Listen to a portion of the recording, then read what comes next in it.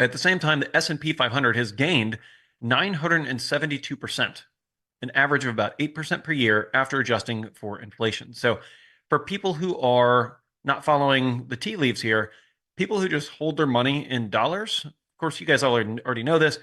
Since 95, if you just held dollars in a bank, you've lost 50% of your purchasing power.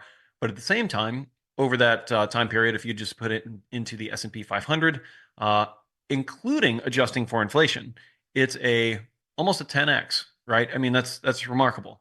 Um, 972% is dramatic.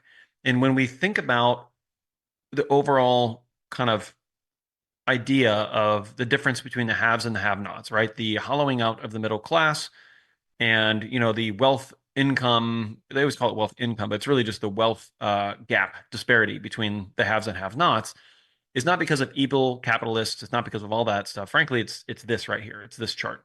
It's the fact that the U.S. government, through their endless debt spending on both sides of the aisle, have hollowed out the purchasing power and the savings power of the dollar. Pre 1972, it was actually a solid thing because it was backed by gold. We still had the gold window open. Nixon closed that, and it's just been hell on earth ever since for people who are savers versus investors. So one of the things that we're doing here is making sure that, you don't get hollowed out through inflation. That's why crypto over the same, even a shorter time period is, astronomically higher. And so that's why we do what we do.